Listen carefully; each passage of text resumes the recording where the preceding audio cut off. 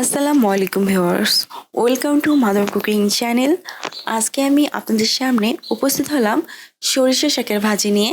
আর এই সরিষা শাক আমাদের শরীর ও স্বাস্থ্যের জন্য ভীষণ উপকারী। যারা নিয়মিত সরিষা শাক খায় তাদের কিন্তু অন্যদের তুলনায় ক্যান্সার হওয়ার সম্ভাবনা খুবই কম থাকে। তাছাড়া সরিষা শাক আমাদের শরীরের কোষ্ঠকাঠিন্য দূর করতে এবং চুল পড়া কমাতে এবং বিভিন্ন ধরনের শারীরিক সমস্যা প্রতিরোধে ভীষণ উপকারী। তাই আমাদের উচিত আমাদের খাদ্য তালিকায় এই সরিষা শাক রাখা।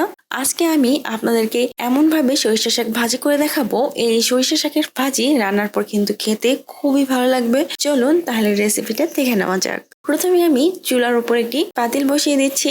এখন আমি চুলাটি অন করে চুলার আঁচ মিডিয়াম হাই করে রাখবো। দিয়ে দিচ্ছি সরিষা শাক। আর এই সরিষা শাকগুলোকে আমি খুব ভালোভাবে বেছে ধুয়ে এই পাতিলের মধ্যে দিয়ে দিয়েছি।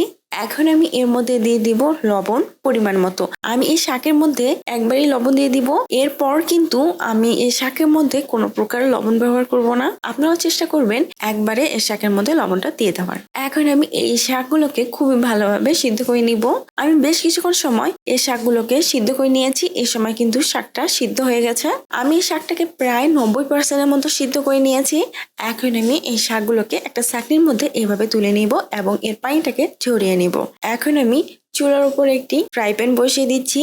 এখন এর মধ্যে দিয়ে দিব সয়াবিন তেল প্রায় 2 টেবিল চামচ। দিয়ে দিচ্ছি শুকনা মরিচ 6টি। আর এখানে আমি গোটা শুকনা মরিচ ব্যবহার করেছি এবং শুকনা মরিচগুলোকে কোনোভাবে কেটে নেইনি। যারা ঝাল খেতে পছন্দ করেন তারা চাইলে কিন্তু শুকনা মরিচগুলোকে কেটেও দিতে পারেন। এখন আমি এই শুকনা মরিচগুলোকে খুবই ভালোভাবে ফ্রাই করে নিব। আমি বেশ কিছুক্ষণ সময় এই শুকনো মরিচগুলোকে ফ্রাই করে নিয়েছি। আর এই সময় শুকনো মরিচটা প্রায় 80% মতো ফ্রাই হয়ে গেছে। এখন আমি এর মধ্যে দিয়ে দেব পেঁয়াজ কুচি 1/4 কাপ। এখন আমি এই শুকনো মরিচ আর পেঁয়াজ কুচিগুলোকে ফ্রাই করে নিব। আর আমি বেশ কিছুক্ষণ সময় এগুলোকে ফ্রাই করে নিয়েছি। এই সময় পেঁয়াজটা প্রায় 70% মতো ফ্রাই হয়ে গেছে। এখন আমি এর মধ্যে দিয়ে দিব আদা থেতলানো 1 টেবিল চামচ, রসুন থেতলানো 1 টেবিল চামচ। এখন আমি আদা ও রসুনের গন্ধ চলে যাওয়া পর্যন্ত এগুলোকে ফ্রাই করে নিব।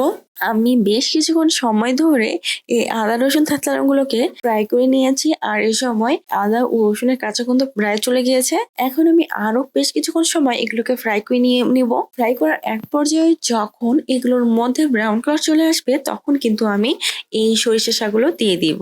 দেখুন এই পর্যায়ে কিন্তু এগুলোর মধ্যে ব্রাউন কালার চলে এসেছে। ঠিক এখন কিন্তু এই সরিষা শাকগুলোকে দিয়ে দিচ্ছি। তারপর আমি এই শাকটাকে খুব ভালোভাবে নাড়িয়ে দিচ্ছি।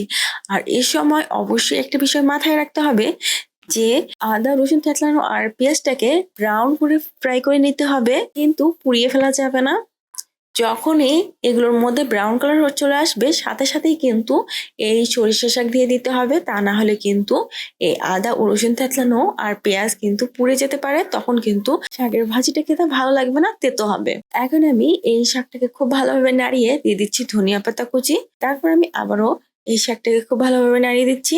এখন আমি এরকম একটা নকরি দিয়ে এই শাকের ভাজিটাকে এইভাবে নাড়িয়ে দিচ্ছি। এতে করে কিন্তু এই সরিষা শাকটা খুব সুন্দর ঝরঝরে হবে এবং খেতেও কিন্তু খুবই ভালো লাগবে এবং কোথাও কোনো দলা পাকিয়ে থাকবে না। আর এই সময় কিন্তু শাকটা খুবই ভালোভাবে কুক হয়ে গেছে। এখন আমি চুলাটি অফ করে দিব।